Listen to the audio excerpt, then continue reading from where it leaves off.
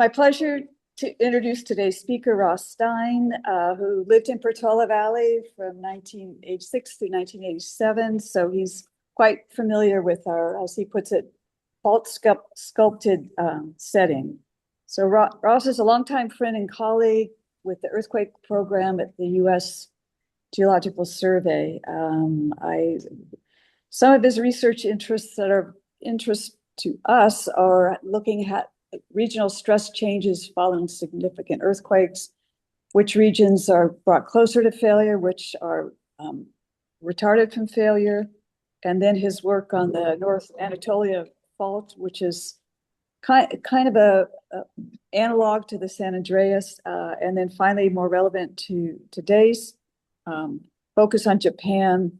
He and Shinji Todo worked on a fragment of lithosphere stuck under Tokyo, trying to understand its seismic hazard. And so today one other thing, he's founded Timblor in 2014, and everyone should check out the website, timblor.net. It has a lot of information written for lay people on earthquakes of note. You can type in your street address and get a snapshot of hazard in your location. So today, Ross will speak briefly about Japan with its frequent earthquakes and how they've worked to mitigate risk. All right. Thank you, Patty. And although Patty asked me to talk about Japan, and I spend a lot of time there because seismologists are attracted to Japan like a moth to light, Simon brought up to me the importance of remembering the 1906 earthquake. And we are just on its 120th anniversary. So I'd like to begin there and then move from there, San Francisco to Portola Valley, and from there to Japan. So I will now share my screen.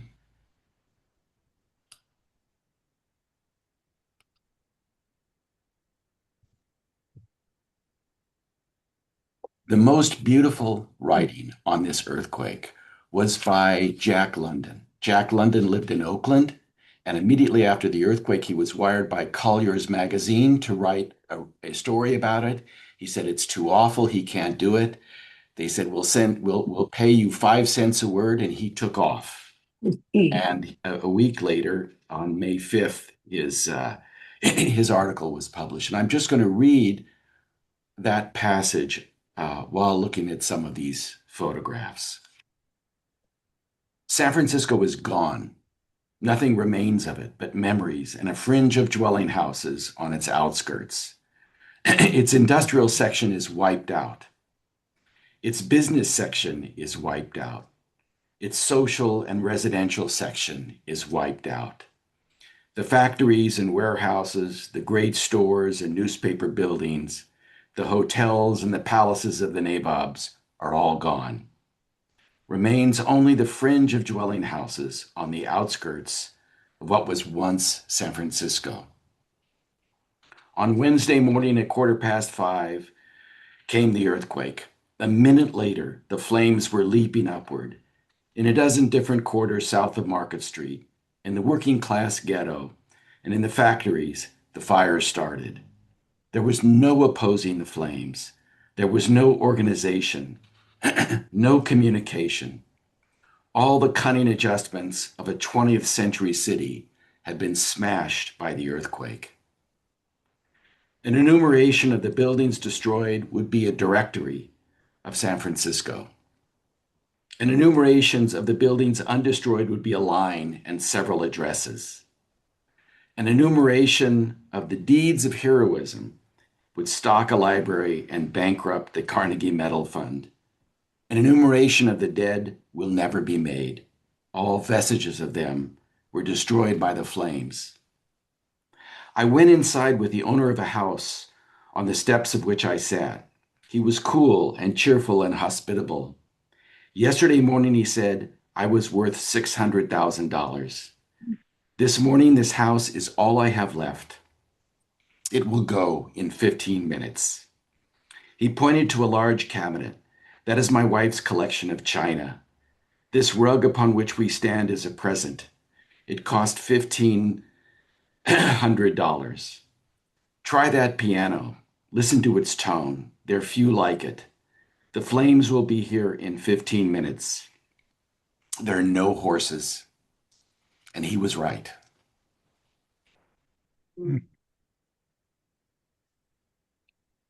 So this is what was left. And this is what we have to remember. And 4 or 5 generations later, this is extremely difficult to hold on to this memory and to recognize how enormous the consequences were for California, for San Francisco, and in many ways for the world. But we need to pause and we need to keep this memory alive. It's probably one of the most important ways we can talk to the public about earthquakes, because I believe that in the reptilian part of our brains, Californians have decided that earthquakes don't occur anymore. They've been replaced by flood and fire. And the theme I really want to emphasize in this talk is that our best way of helping people prepare for earthquakes is to make the argument that their preparations for flood and fire will help them in earthquakes. So we need to take advantage of the fact that people do have concerns about their safety, and earthquakes should be one of those because the earthquake kit is basically the fire kit and everything else.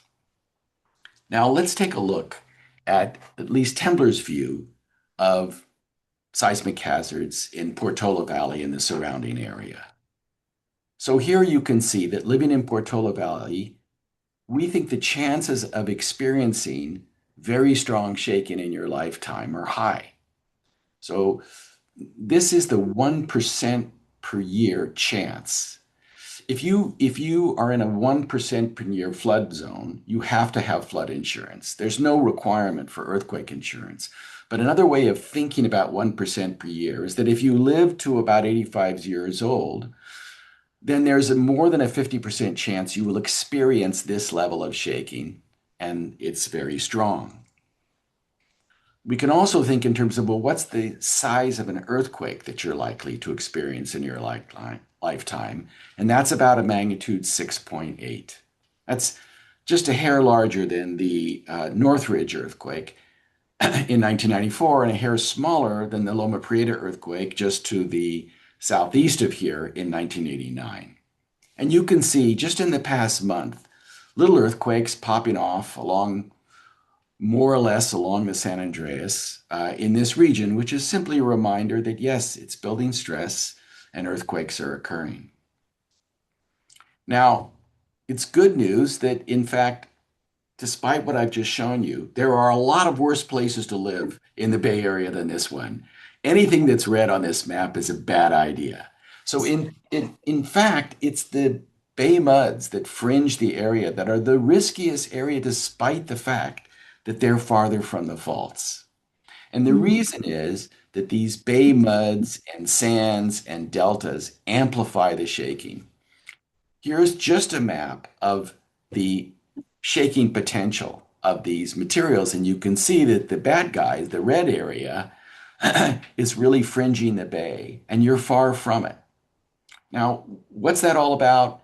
If I start beating on a drum skin, you'd hear it. But if I pour sand on that drum and beat it again, that sand's going to be jumping up and down. And that's basically what happens in these zones. If you heard about the Christchurch earthquake in New Zealand in 2010, it's relatively small earthquakes. These were babies. These were magnitude 6.3s, and they completely destroyed the entire downtown area simply because of shaking of this kind that produce something called liquefaction, where fluids come through. All right, let's zoom in a little bit more on Portola Valley. So, as you're well aware, you're living in a fault zone. And here is a map from the Tembler app of the flood potential. We presented it in a way that we try to think it's more palatable to people, that what your chance of flooding in 10 years, and you can see areas that have a higher and lower rate. We can also think of liquefaction, this tendency of water to come up through the sediments And what's tricky about liquefaction is what it causes buildings to do is sink or tilt, and they're simply not designed for it. So a building could be structurally sound, but if it sinks or tilts, it's a total loss. And so those are the areas where a Christchurch type phenomena are possible. And you can see that there's some significant areas of the broader area around Portola Valley and Ladera where those are a concern. And more or less the opposite picture is for landslides. Not surprisingly, the ridge going up to Windy Hill is a very landslide prone area. In fact, Windy Hill is there because it was probably produced, that area free of trees, in a big earthquake shaking in some prehistoric San Andreas event. And finally, fire. This is a very inadequate map because it excludes areas that are called state responsibility areas. They're much better maps than this one. This is the one that's publicly available. And we all know now, because our fire insurance is being canceled right and left, that this is a concern for the area. Okay, so what I wanted to do here is really put earthquake hazards in context for the other things that people have to concern themselves with. And when we think about our preparation for this, this means an emergency kit, a communication plan, a egress or an escape route that everybody needs to know about. And those things are common to an event that caused by an earthquake or a wildfire or a flood. Now, Patty asked me, what is Japan doing that helps people uh, take earthquakes seriously and inspire them to protect themselves? And for this, I consulted a close colleague who I work with, Shinji Toda, who's an expert in this field.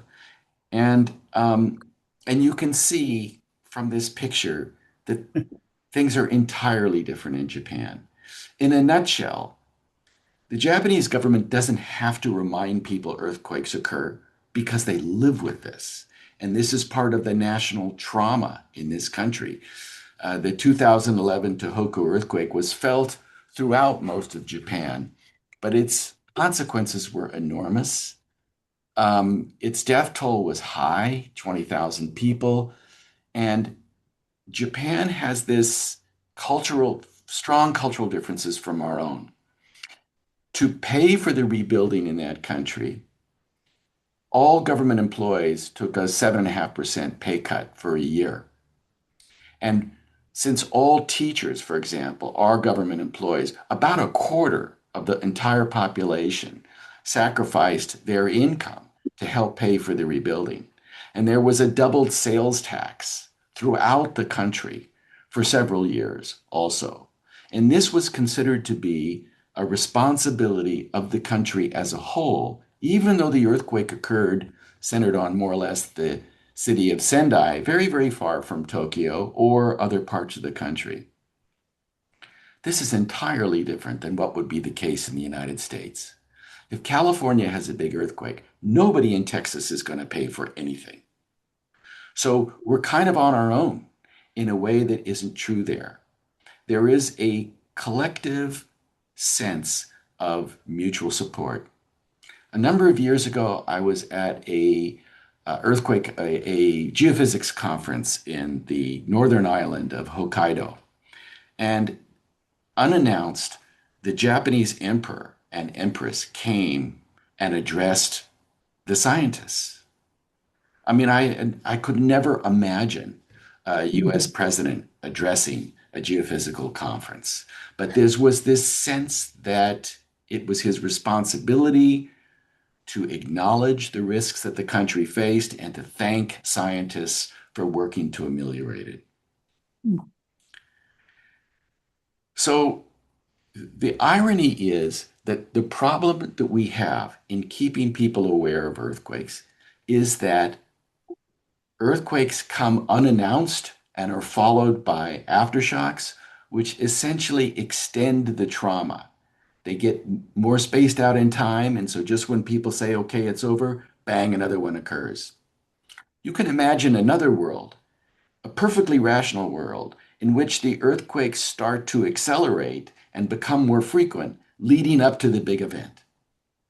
In that world, we would all take care of ourselves. We would kind of anticipate and get ready and be traumatized enough to do something about it. But that's just not the world we inhabit.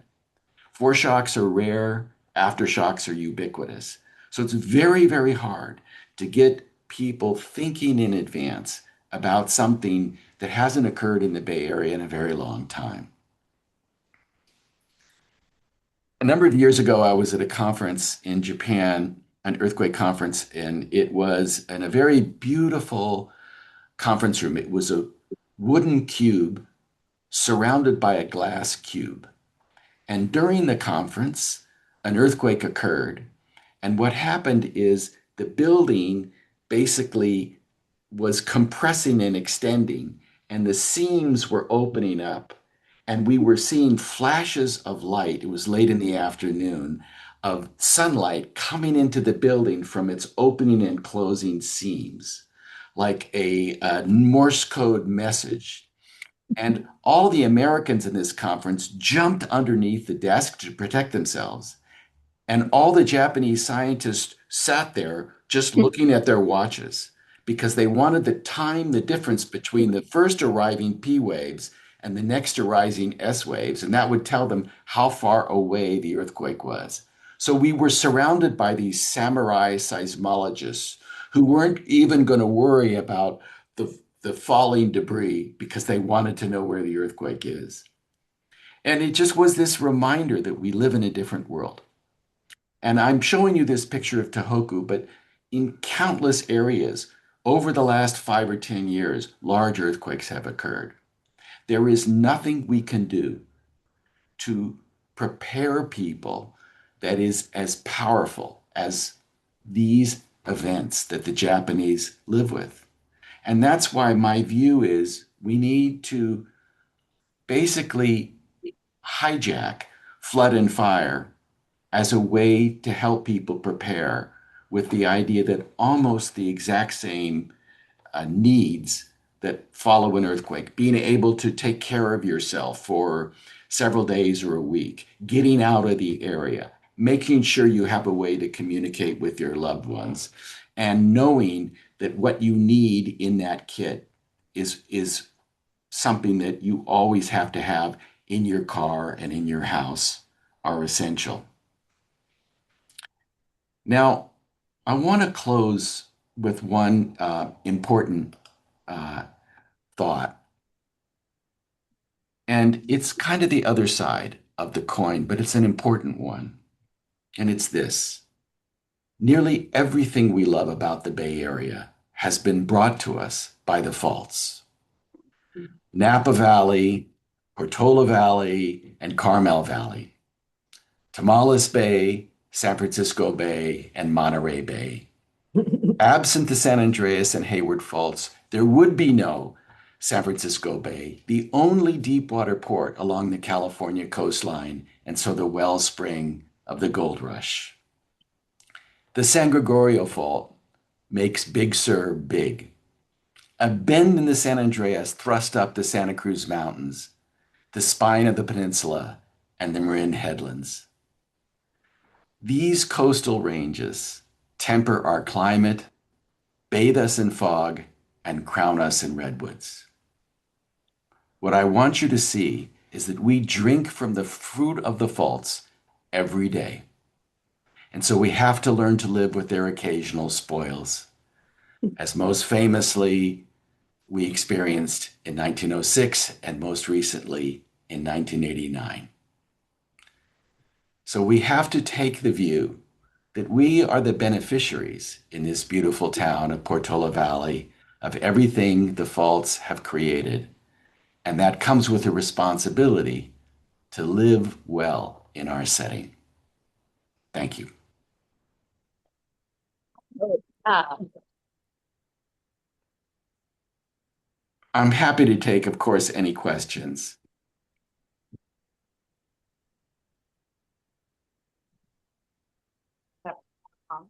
yeah. So actually, it's not quite a questions, a comment.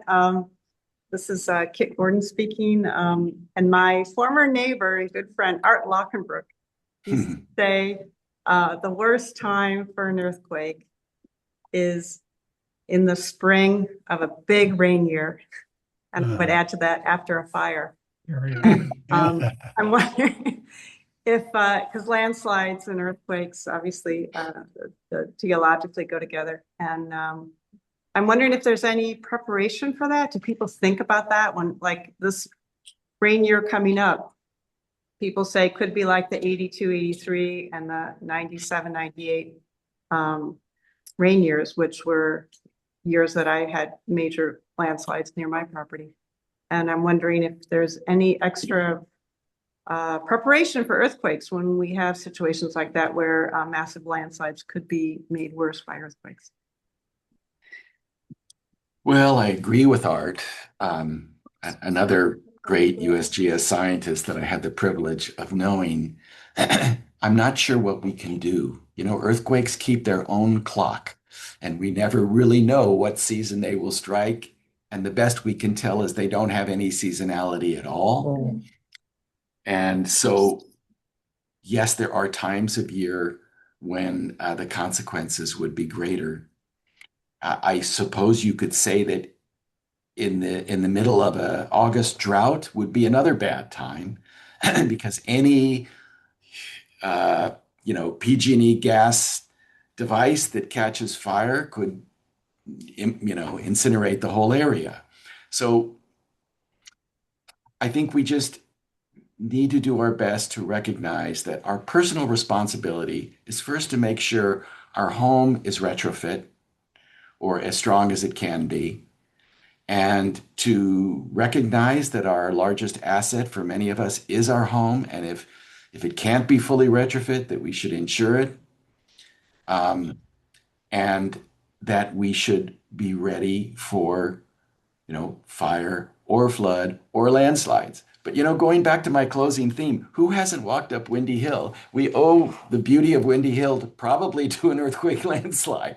So, again, we're living in this kind of yin-yang world where the false giveth and the false taketh away.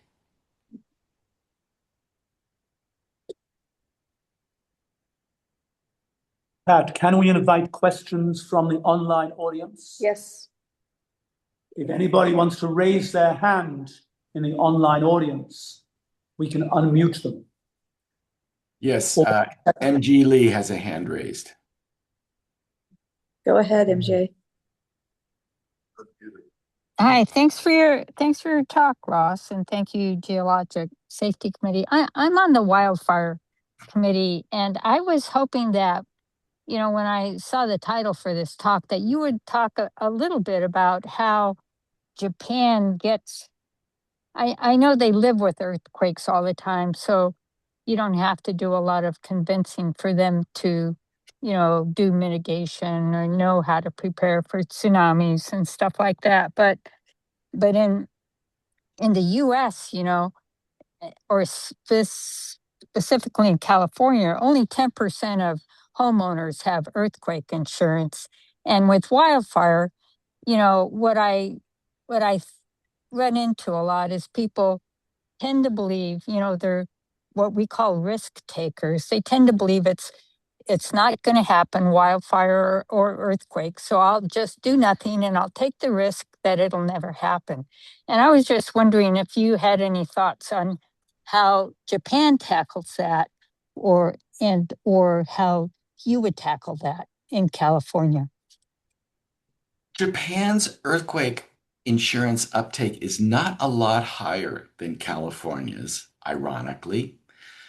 And also strangely, if everybody suddenly wanted, or let's say 30% of Californians wanted to get earthquake insurance, there probably wouldn't be enough reinsurance money to support it.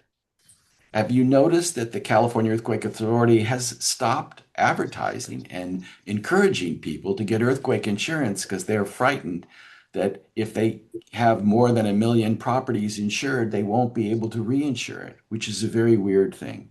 Mm-hmm. And if you move around in Japan, you can see, yes, there are a lot of modern buildings that are very well built, but there's a huge number of poor, old, rickety housing. And the traditional Japanese building is wood and the interior is mostly paper. So you can imagine that fire following is a major risk there. And of course, in 1923, the Great Kanto earthquake took about 90,000 lives, mostly due to fire triggered by earthquakes. So are the Japanese better prepared? The answer is certainly yes. And they have earthquake early warning. They basically invented earthquake early warning that we now have in the United States. Everybody has the app. But beyond that, I'm not sure that the government is really doing anything unique that we could duplicate. And they are also making a lot of mistakes. For example, the committee that Shinji runs now that analyzes any real-time event to try to make a judgment to the government calls itself the Earthquake Prediction Committee, which is ludicrous because no scientist thinks we can predict earthquakes. And yet they've held on to that word for all these years. The government is extremely anxious about an earthquake in the southern part of the country along what's called the Nankai Trough because they're terrified that both the tsunami would come very quickly without much lead time and that in the 1940s there were large earthquakes there and they think they could recur. But they probably put many too many eggs in their basket. They did not foresee the Tohoku earthquake at all. So they've made their enormous mistakes. They don't really have the 2020 vision we would like. Nevertheless, one of the most interesting things about that Tohoku earthquake is that it was foreseen. The possibility of it was foreseen by a great Japanese seismologist, Hiro Kanamori, who spent most of his career at Caltech. And he wrote an article saying we haven't recognized the possibility of a very great earthquake on the Japan Trench in this area. After the earthquake, he was interviewed by Science magazine, and he said, "Oh, nobody could have foreseen that earthquake." He pretended he had never written that because in Japan, the duty is to accept responsibility with your community and not to say, "I saw it coming." If you put the same situation in the United States, you'd have all these scientists coming out of the woodwork saying, "I predicted it." Nobody would ever deny their own foresight to stand in harmony with your colleagues. So there are certain things we could never duplicate in this country that are unique and special about Japan. Okay, thank you. Peter Lippman has raised his hand. Hey, Hi, Ross. Peter. Good to Great, see you. great presentation. Thank you so much.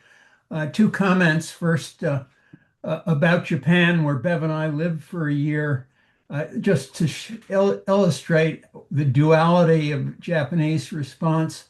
We lived in a little tiny traditional Japanese house, wood frame with a heavy tile roof. And basically it was an inverted pendulum. And we heard earthquakes that we could not feel because the house would creak. Secondly, just a little bit of a plea for how this country is maybe a little bit better than you mentioned, although not nearly good enough. Your comment about Texas not being willing to pay for a California earthquake. I mean, we do have a national program called FEMA that is managed incredibly badly, but really, ideally, does provide a national support for local catastrophes. And we really, as citizens, need to work to make FEMA or a FEMA-like organization more effective than it has been in recent years. But anyway, hey, great to hear from you. Thanks so much. Yeah, I certainly second your view that we need FEMA Yeah. and we need that kind of More. backstop and support.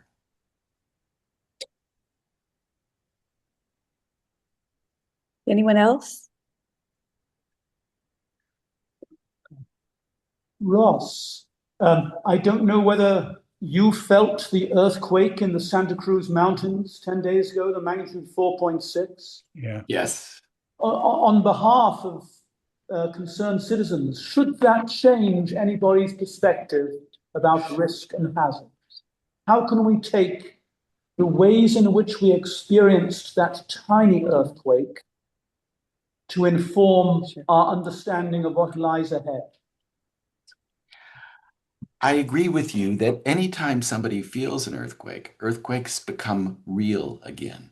And so we should report on those, talk about those, remind people that there's a widespread misconception that the occurrence of small earthquakes lessens the possibility of the big ones. But it turns out that this isn't true, and that in reality, the little earthquakes simply remind us that the faults are ratcheting up the stress, and that ultimately only the big guys do the job of relieving that stress. So that misconception is really important. It's a numbers game that if we think about that 4.6 and we compare it to a 6.6, there'll be 100. 4.6 is for every 6.6. But the energy release in a 6.6 is 1,000 times larger than the 4.6. And that just means in the weird world of magnitude math, the big guys do all the work. And so the message is the Santa Cruz Mountains are continuing to be shoved up. That is accompanied by earthquakes, and those kind of earthquakes can get much larger. And it's a reminder that earthquakes have not gone away. So, in a nutshell, it's little earthquakes like that just remind us, yes, they're out there. Thank you, Ross. Nona has a question. Yes, have can one. you hear me? Yes. Yes. Okay. So I have a question that's somewhat like MJ's, is about cross committee coordination. On the Conservation Committee, we're seeing a lot of requests to remove large trees that might pose a fire hazard for structures, either required by the insurance company or just out of concern by the homeowners themselves. I've also heard, though, that large trees are venerable, significant trees with massive roots can be beneficial in earthquakes in that they can stabilize the ground and the foundation of a house. Could you comment on that? Is there information one way or another on that? Thank you. Nona, I've never heard that. And I kind of doubt that the trees could do this, except on a steep slope. On a steep slope that is, landslide prone, root systems can hold together, let's say the upper 10 or 15 feet of soil. So if you lived on a steep slope then under those circumstances, they could be valuable. And as we all know, the root systems for redwood trees are substantial. But apart from that, I think the issue is really one that has to do with fire and the ability of the species of the tree to survive fires. Because if they survive, it isn't clear to me that removing them is necessarily beneficial. Thank you. Gary, did you have a question? Yeah, yes, can you hear me? Yeah. Yes. Yes. I have two. One, a business about the help we got after the Loma Prieta earthquake. I had just come to Stanford, and we lost our major building, Geology Corner. The initial response by the federal government, when George H.W. Bush was president, was to argue that this was all old earthquake damage from the 1906 earthquake. The building started before then. But when Bill Clinton came in, FEMA got a lot more generous. So I would urge, and the same situation seems to be lurking at FEMA today, and I would urge the federal government to keep politics out of FEMA. because it is the real world, but it does, ta- ta- ta- toy with people's lives and livelihood when a disaster happens. But to lighten things up, I will tell you a story that Don Anderson told me. Don Anderson, who was the director of the Seismo Lab, he said students often asked him, "Well, when is it? Will there be a big one coming?" And yeah, well, when will it come? And he said he always told them, "I don't know when it will come, but every day brings it one day closer." And they all said, "Really?" Yeah, that's great. Yeah, I mean, we are in terms of the importance of FEMA and the importance of the USGS in understanding the faults and likelihoods of earthquakes in this area. We're living in a time of peril. The USGS has lost almost 20% of its workforce in the last year alone. For every 19 people who have left, only one has been hired. Hmm. Science at NASA is under attack. Science at NOAA is under attack. Universities are under attack to the point where professors aren't even bringing in grad students in many cases because they have no idea of the funding certainties. So, we should be grateful that we've had the support of scientists, clearly on the council here in Portola Valley, but nationally, and try to protect and support science as best we can. Because the alternative of just pretending that earthquakes don't occur or that climate change isn't happening won't get us very far. Yep. Another question from someone in the room. Yeah. To talk here. Yeah, please identify yourself. Christy, and I have a question regarding gas lines and how we can be better prepared regarding gas lines and the number of cars in parking lots that are bombs waiting to happen. We're 9 by 9 square miles, and I'm concerned about the gas bombs that would cause the fire from the earthquake. So can you comment what you've learned about that? Thank you. Well, I really haven't learned much. I would say my experience has been that Pacific Gas and Electric, for all its shortfalls in terms of its ability to anticipate and withstand the problems with wildfires, they have been actually very, very good about anticipating the problems associated with earthquakes. And so I think the first place to go would be PG&E and ask them, okay, here are the facilities that we have here. What is their ability to withstand earthquakes and wildfires? And give them the opportunity of explaining their point of view. Might I add, Ross, that Please. everyone who has gas service or a propane tank should know where their own domestic shutoff is. Yep. So that following an earthquake, they can turn the gas off and reduce the chance of ignition.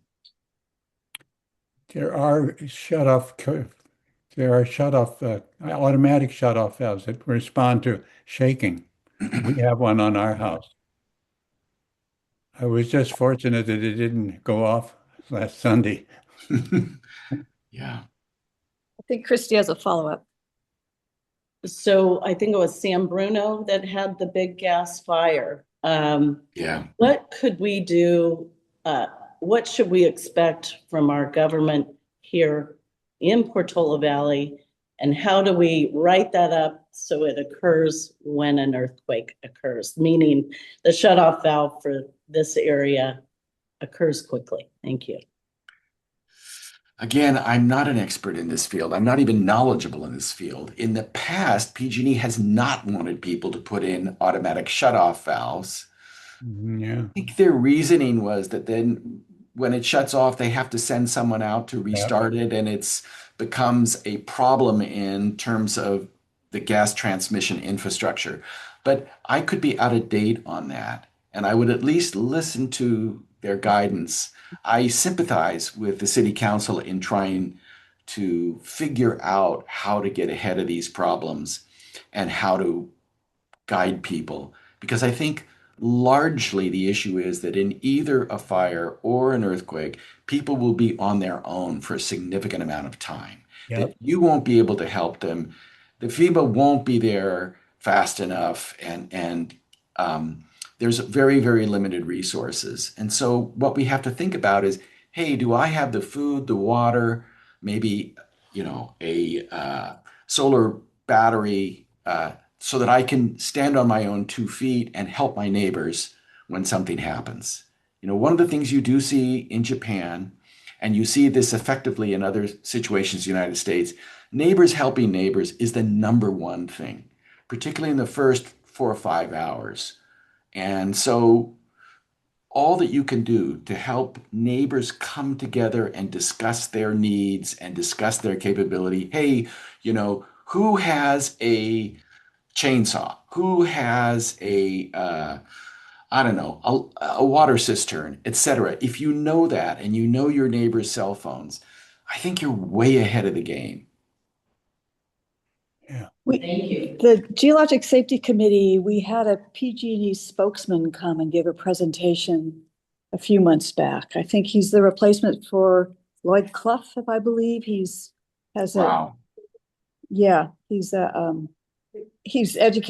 a degree in related to geologic sciences. Yeah, that was a really good presentation. And Christy, I think that presentation is probably available online, the recording. Is that right, Nan?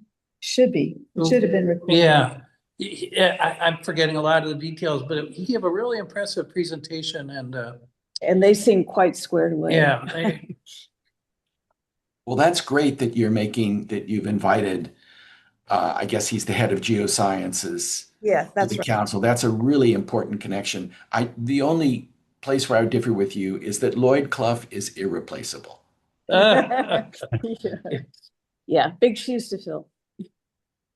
Oh, Jeff Bachhubel, and it was on 13th January 2025 so a year ago now, more than a year ago. Their director of geosciences is his position.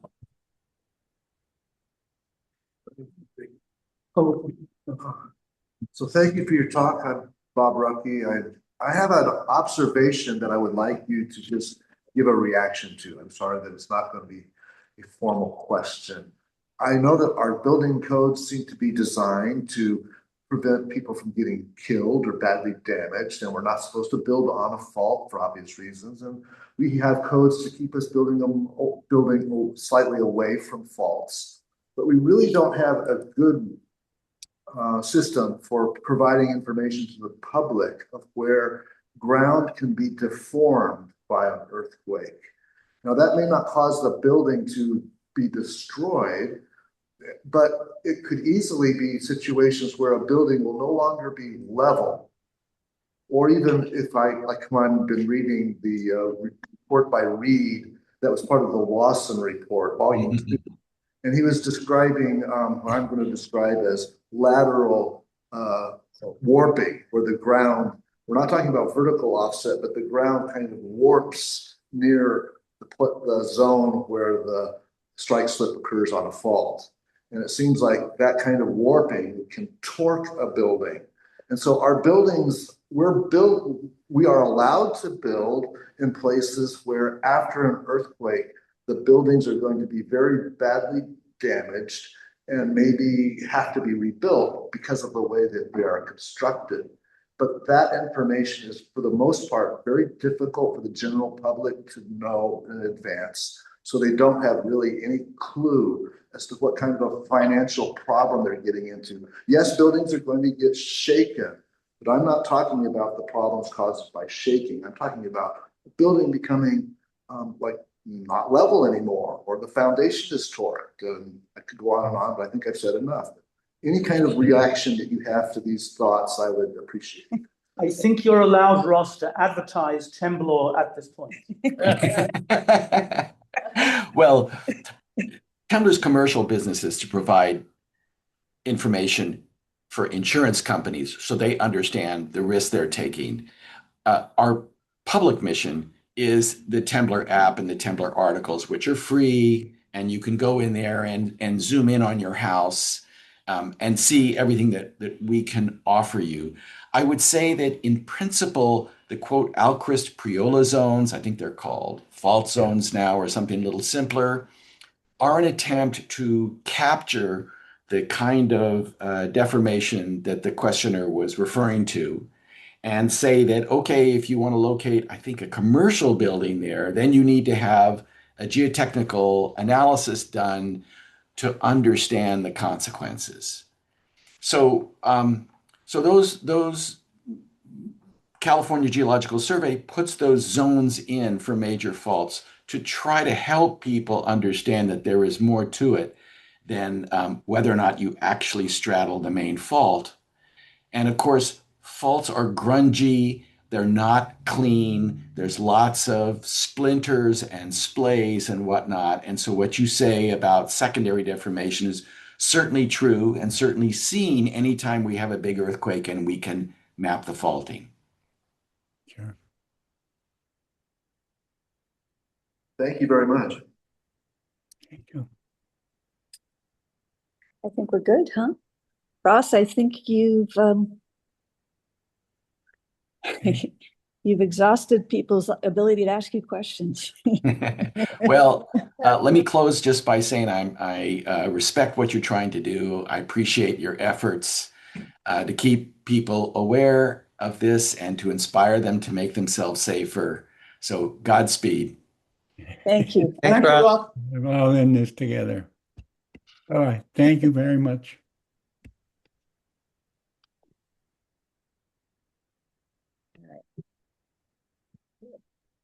It was great, yes.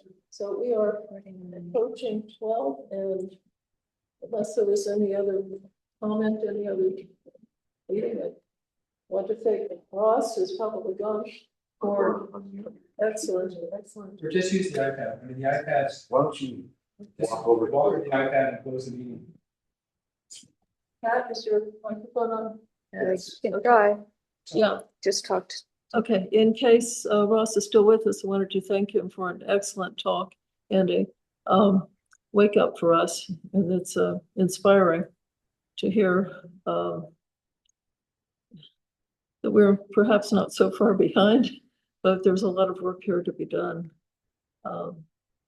So that's all I have. Does anyone else have something? Well, it's obviously to thank Pat for organizing the talk. Yeah, thank you. And to thank Yes, thank you. 20 participants Yes. for joining Zoom and doing their best to become better informed about our hazard and what we can do about it.